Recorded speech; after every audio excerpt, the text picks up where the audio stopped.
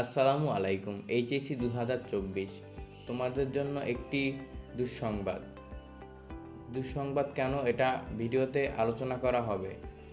তোমরা ইতিমধ্যে জেনেছো যে 18 তারিখে যেই পরীক্ষাটি ছিল সেই পরীক্ষাটি স্থগিত করা হয়েছে, কিন্তু 21 তারিখে যে পরীক্ষাটি হবে সেটি সকল বোর্ডই একই কথা বলেছে যে 21 তারিখের পরীক্ষাটি ঠিক সময় হবে। কিন্তু বর্তমানে যদি আমরা দেখতে পাই সারা বাংলাদেশে, বিশেষ করে আজকে বাংলাদেশে কোঠা আন্দোলনকারীরা কমপ্লিট শাটডাউন ডেকেছে। কমপ্লিট শাটডাউন বলতে বলা হয়েছে যে কোনো প্রকার গণপরিবহন চলাচল করতে পারবে না, এছাড়াও সকল প্রকার প্রতিষ্ঠান বন্ধ, শুধুমাত্র চিকিৎসা কেন্দ্রগুলো ছাড়া আর অ্যাম্বুলেন্স ছাড়া আর কিছুই রাস্তা চলাচল করতে পারবে না। তো দেশে একদম তোলপাড় অবস্থা। তো এই অবস্থার মধ্যে দিয়ে আমরা যাচ্ছি। তো এই অবস্থার মধ্যে দিয়ে এইচএসসি পরীক্ষার্থীদের মন মানসিকতা কতটুকু পরীক্ষা দেওয়ার মতো আছে তা তারাই ভালো জানে। তার মধ্যে অনেক এইচএসসি শিক্ষার্থী ভাইরা এই কোঠা আন্দোলনে যোগ দিতেই পারে, এটা তাদের নিজস্ব বিষয়।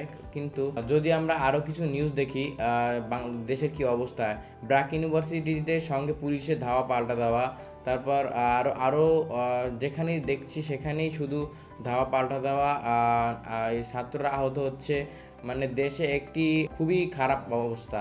তো এই পর্যায়ে এসে পরীক্ষাটি নেওয়া কতটুকু যুক্তিকর তা আমরা একটু যদি দেখি, তাহলে আমাদের যেই রুটিনটি রয়েছে, রুটিনে দেখতে পাচ্ছি যে আমাদের 18 তারিখে শুধু ভূগোল দ্বিতীয় পত্র পরীক্ষাটি ছিল। অনেকেরই ভূগোল নেই, সেই জন্য বেশি ছাত্রছাত্রীর কোনো ক্ষতি হয়নি।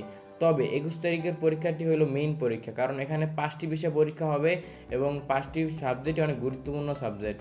তাই আমার মতে 21 তারিখের পরীক্ষাটি স্থগিত করা উচিত, কারণ দেশের যে পরিস্থিতি এবং এইচএসসি পরীক্ষার্থীরাও আন্দোলনে জড়িত। এই পর্যায়ে যদি পরীক্ষা নেওয়া হয় তাহলে তাদের রেজাল্ট খারাপ আসবে। আর তার থেকে বড় একটি বিষয় হচ্ছে গিয়ে, এই অবস্থায় দেশের যে অবস্থা, এই অবস্থায় পরীক্ষার্থীরা যে হলেতে যাবে তার নিরাপত্তা কে দিবে? সেজন্য বলবো যে পরীক্ষা তো তারা নেবেই, তো হলে তো অবশ্যই যেতে হবে। তো সবাই মিলে যদি পারো দলবদ্ধ হয়ে একসাথে হলে যাবে এবং নির্ধারিত সময় নিয়ে যাবে এবং যতটুকু সেফ থাকা যায় ততটুকু সেফ থাকার চেষ্টা করবে।